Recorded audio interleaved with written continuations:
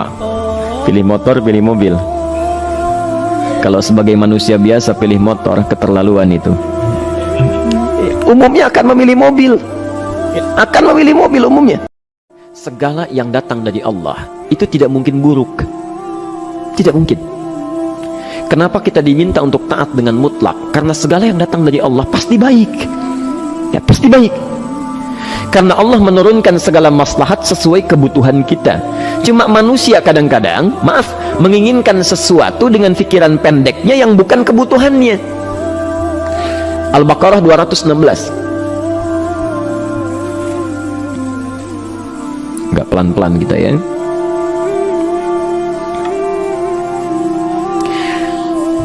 Bapak Ibu kalau diminta milih, pilih motor, pilih mobil.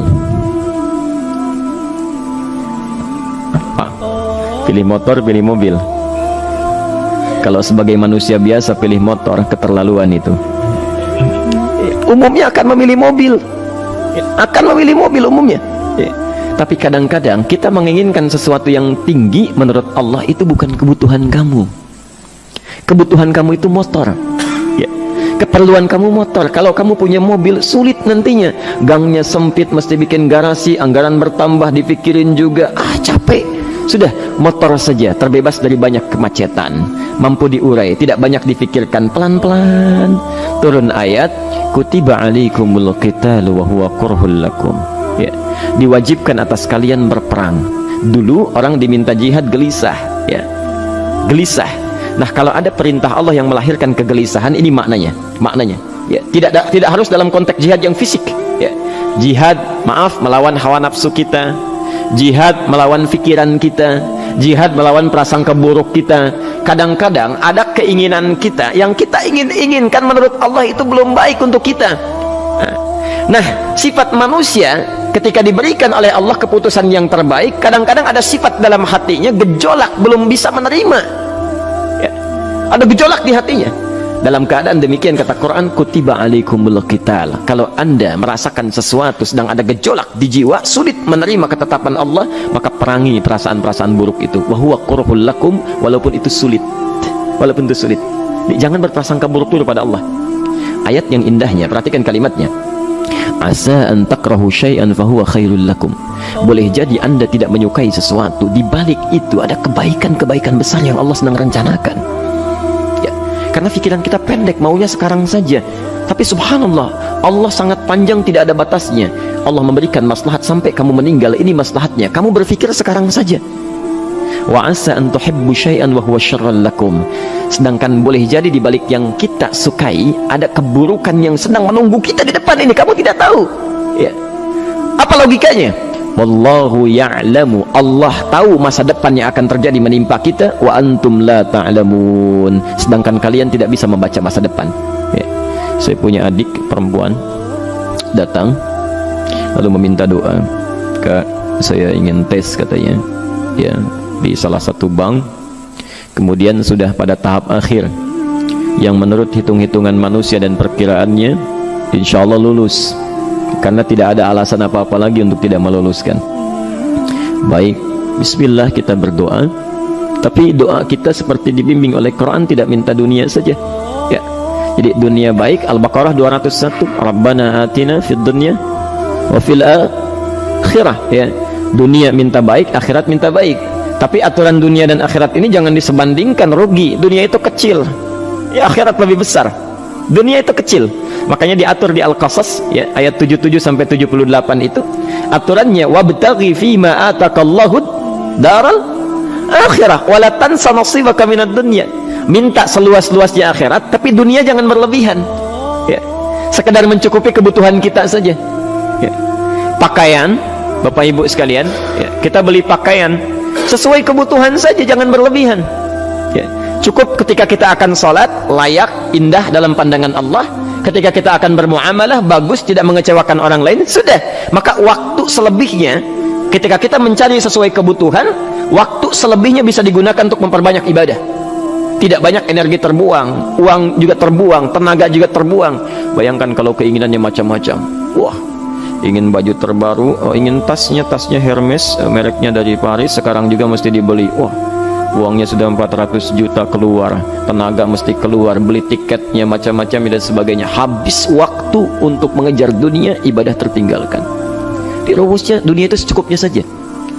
Yang paling menarik, kita doakan supaya Allah memberikan kebaikan dunia dan akhiratnya yang paling utama. Maka datanglah dengan lesu mengatakan, saya tidak lulus, katanya. Kenapa? Saya bilang, saya tidak tahu, saya sudah berusaha, tapi konon kabarnya saingan saya adalah anak salah satu pejabat. Masya Allah. Saya bilang, kamu jangan bersedih. Kamu menginginkan sesuatu dengan pikiran pendek, Allah pasti memberikan yang terbaik yang tidak terlukiskan nanti. Subhanallah. Pekan beberapa hari setelah itu muncul berita, ternyata dia diterima di bank syariah. Ya, dia menginginkan sesuatu yang diinginkan, Allah menginginkan lebih dari apa yang dia harapkan. Dikasih bank syariah, di situ terjaga, meningkat keagamaannya, terjaga hijabnya, segalanya, dan disitulah kemudian diarahkan untuk menemukan jodohnya. Masya Allah. Dia berpikir saat itu Allah merencanakan masa depannya. Ya, jadi apa yang Allah sudah rencanakan pasti baik, Pak, Bu.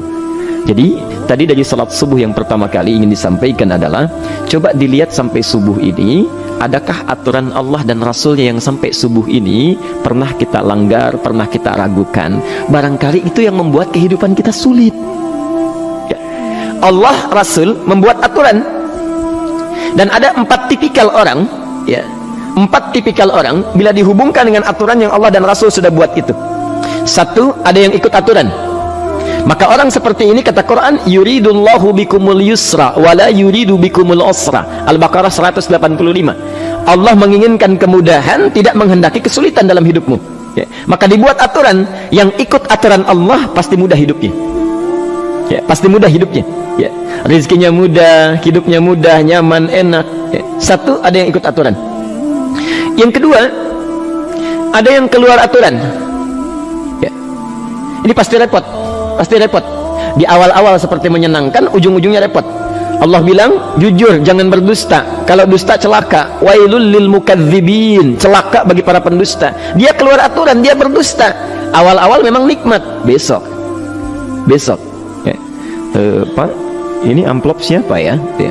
Maaf Pak, ini amplop memang ini khusus Pak, anggaran tertentu, tidak ada kaitan dengan proyek ini. Padahal ada kaitan dengan proyek, dia sisihkan untuk kepentingan pribadinya. Bohong. Saat itu merasakan enak dapat tambahan, besok-besok dikejar-kejar sama aparat kepolisian. Ya. Celaka. Wail, itu sudah keluar aturan, pasti celaka. Ya. Subhanallah. Jadi ada orang kedua keluar aturan. Yang ketiga bikin aturan sendiri.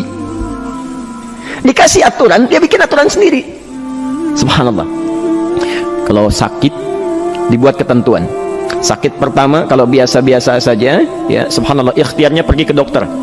Seorang sahabat datang kepada Rasulullah, ya Rasulullah, saya sakit, tolong doakan saya. Kata Nabi, idhab ila tabib, pergi ke dokter. Ini orang pintar sekali. Kata orang ini, ya Rasulullah, Anda kan Nabi Rasul, angkat tangan Anda, Allah kan maha menyembuhkan, nanti Allah sembuhkan saya. Cerdas ya? Tapi subhanallah, Nabi harus lebih cerdas, dapat bimbingan dari wahyu. Pergilah ke dokter, karena kesembuhan yang telah Allah tetapkan dititipkan di tangan para dokter. Masya Allah. Pergi ke dokter. Ya.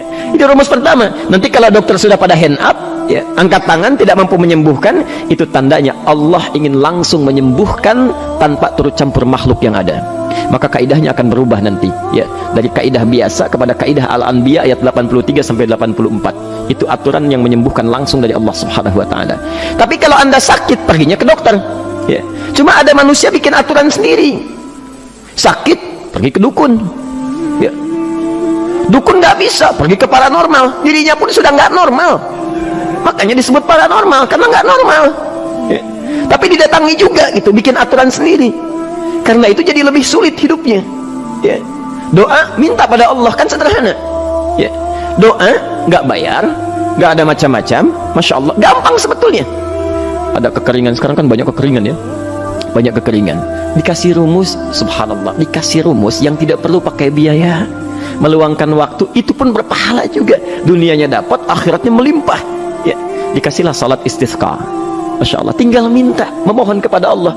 Salat, mengangkat tangan, mohon pada Allah. Subhanallah, manusia tidak bikin aturan sendiri. Digarami saja. Orang garamin sayur, dia garamin awan, cari biaya. miliaran terbang pakai pesawat. Kalau Allah tidak berkehendak ya sudah. Ya, ayo silahkan, berapa biaya yang mau kamu kumpulkan, tenaga yang kamu kumpulkan, silahkan aja. Ya, yang ini hujan, bikin kering lagi di sana.